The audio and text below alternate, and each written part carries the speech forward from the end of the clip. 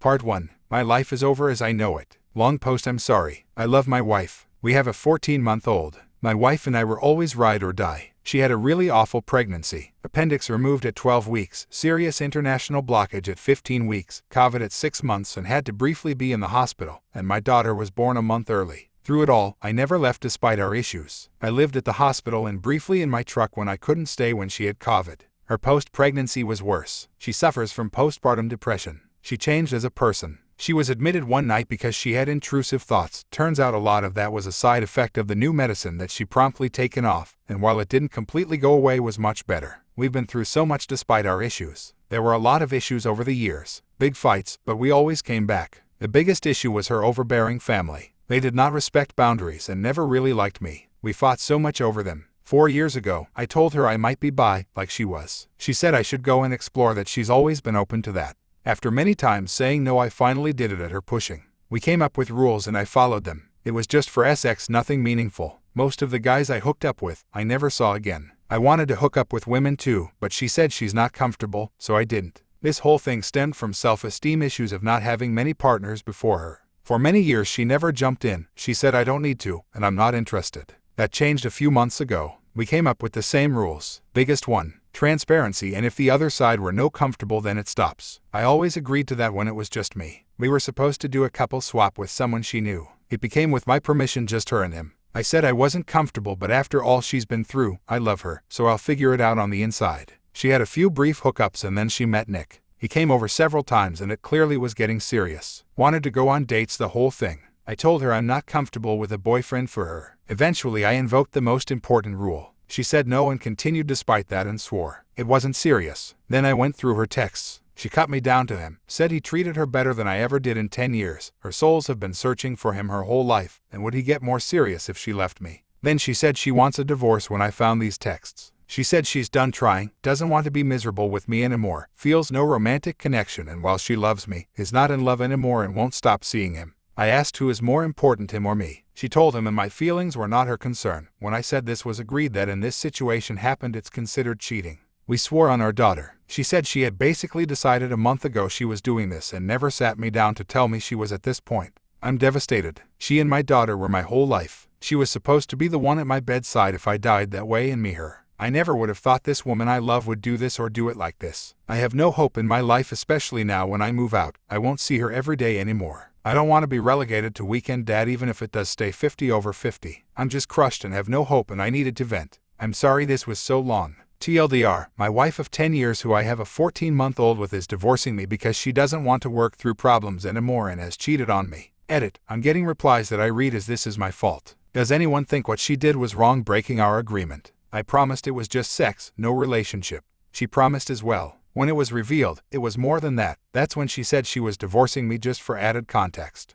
Reader comment, you opened Pandora's box and effed around and found out. It sucks. And this is why people should always be wary of what opening a door could do. Are there success stories? Absolutely. But those aren't the norm. However, I 100% would not move out. She wants the divorce, she should be the one leave. Original poster, this worked for years. I would not have done it. It's her family's house, so she won't leave. I guess no one thinks she handled this wrong and it's all on me. Reader comment, she handled this wrong too. The two of you were wrong by just opening this door and not realizing what could happen once this door was opened. People are allowed to change their minds, BTW, which is why it's a tough type of relationship to navigate, and without truly understanding what this can possibly do to your relationship.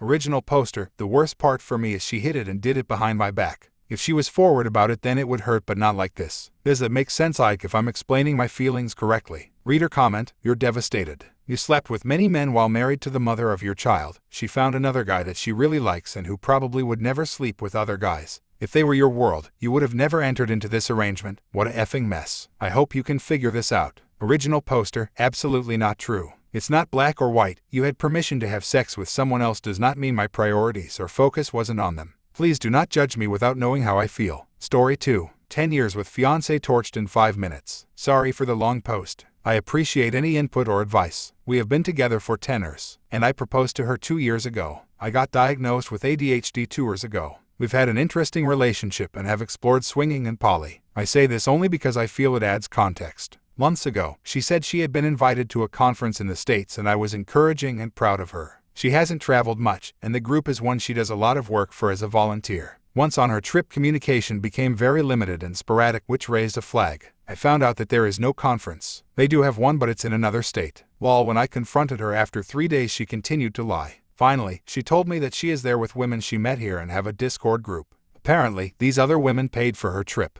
The lies continue, and all I ask for is honesty. When she returned home, she continued to stick to her story and actually put me on the phone with some woman that claimed she was with her. I explained that if I don't get the truth or proof of this story, she will have to move out. She stuck to her story and after 2 months moved out. With much time on my hands, I started to search Reddit to get answers because she won't give me any. I found her profile. She's a member of many subs that I would have never expected, but ironically not a member of ADHD forums where she claims to have made these friends. Since she's moved out, she comes to visit 3 minutes 4 times a week and is putting an effort in. We have discussions and are very intimate. I feel as though she is working on herself and things are headed in the right direction. All I would like to hear is the truth. The cheating that I suspect is not really an issue for me, but the fact that she will lie to my face is what really creates distrust and bothers me. Basically, she could have told me what she wanted to do and I would have been okay with it. A few months go by and recently we went to a concert together. She stayed the night and decided to stay the following day as well. We had an incredible time together all day. It felt like when we had first got together 10 years ago. 2 days after, I was ghosted for the rest of the week and occasionally get a message that she's sick and will talk later. I finally got a response a week later only to be told that she has met someone and that she should not communicate or see me. Basically, NC, which I have learned of by searching subs here that she's in. She was taking care of the accounting for my business and I have no access. She has borrowed large sums of money and still has the engagement ring I gave her as well as keys to my house, and tells me that she is not going to talk to me or see me because she's met someone. I feel as though I've been hit by a truck and incredibly stupid for having trusted someone this much. Even after catching her in the lies about her trip and her choosing to move out rather than telling me what really happened. I can't even explain why I still was hoping to correct the situation. I am very new to Reddit and ironically, she is the one that told me I should join because she's always here. Thanks, Reddit, for teaching me about ADHD and infidelity. Honestly, I do feel if it wasn't for this, I might be married to someone that would have destroyed my life later on. Sorry for the rant. If you've read this far, I appreciate it and I hope nobody else ever goes through what I am. If any of this sounds familiar or you have questions, PM me. She's probably with somebody's husband on here and I would love to fill in the rest of the blanks. Reader comment: if you have documentation of the money, press charges. At the very least, communicate that since she has keys to your house, you will need to file a restraining order. But frankly, if you go after her over the money, you will get her attention, and the attention of the new boyfriend, who probably doesn't know she was still spending the night with you. Original poster: thanks for the advice and for taking the time to read. I do have a meeting set with her dad to bring me my keys and the ring, so that will be a start. I'm sure she will see this post. After finding her username and posts of her planning her cheating, I sent her an award. Reader comment: screenshot that stuff, congrats on getting the ring back. I'd still change the locks. Original poster: I've screenshot everything. Even conversations between her and people on here giving her advice on how to lie to me, then telling everyone how I believed it. As much as it sucks to see, it is nice to have zero doubt. Reader comment: she planned the cheating. So that means she bragged about it on Reddit. She has zero shame and she put a lot of thought into her betrayal. Rather than lie, it would have been easier to break up and remain friends. Also, don't trust her to just hand out the keys. For all you know, she could have made several copies and gave one to her lover. Change the locks and take her to court for the ring and the money she stole. Original poster: the only saving grace is that she has really upstanding great parents that are in contact with me and seem to want to help.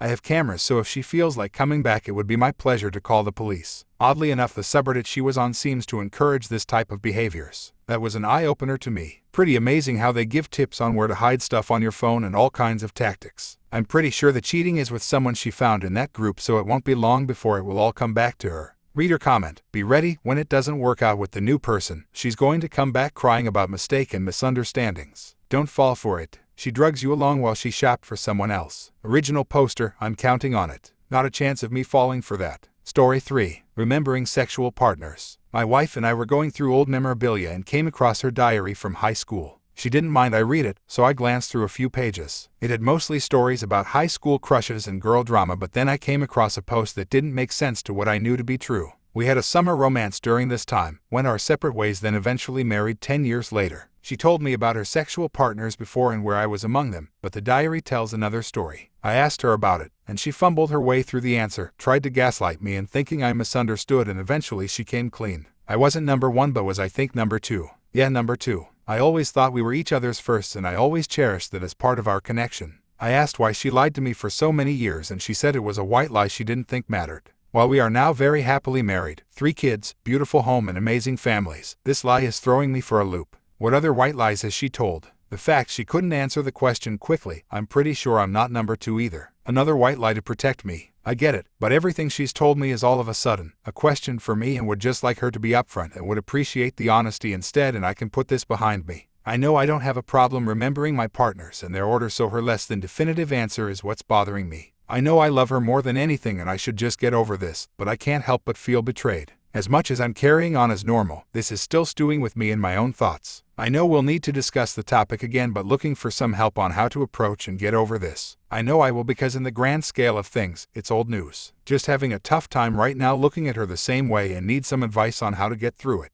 TL, doctor, wife let me read her diary. Found out she lied to me that we did not share our first times together. Reader comment, there was a guy on this blog a few weeks ago who had a similar experience and it devastated him. He was ready to divorce, etc. I reached out to him and talked to him, and he and his wife are trying to work it out. I think they probably will. But it was a huge shocker to him. I really recommend you do not take that approach. You can easily talk yourself into a very, very dark place as he did. What made it worse for him was he and his wife didn't talk for a week or so after the discovery, so he was able to work up some really bad thoughts. A simple reality here is that at some point you made it clear to your wife that her being a virgin was a huge BFD for you. So, this is really on you, not on her. You need to apologize to her that you did not provide her with the feeling that she could be totally honest with you and that you set so much store by this. The fact is that being a virgin on your wedding night is horrendous, the sex is usually awful, and you take a huge risk for sexual incompatibility for the rest of your marriage. Virginity in adults is not really something to be celebrated, and it is a wonder of wonders that you and your wife are sexually satisfied and happy with each other, since that is not as common as you would think with people who were virgins who then go on to have an LTR. The fact is that your wife discovered she liked sex as a result of her first time with someone else, so it made it a lot easier for you. Otherwise, she likely wouldn't have even been dating you at all. You actually owe her first boyfriend a thanks, but it's your ego and toxic masculinity that is keeping you from understanding this. Original poster, I think you might have missed something in the story, and calling out my toxic masculinity made me snicker. She didn't say she was a virgin on our wedding night. She told me when we were teenagers sharing our first time, and continued to tell me that we were each other's first when we connected again years later and throughout the duration of our marriage. I'm not mad about her not being a virgin. I'm disappointed I was never told the truth even after having so many intimate conversations about it. While I get it, she was trying to impress and eventually protect me, I can't help questioning everything else as a potential lie. Overcoming this mistrust and dishonesty in our marriage is the issue here.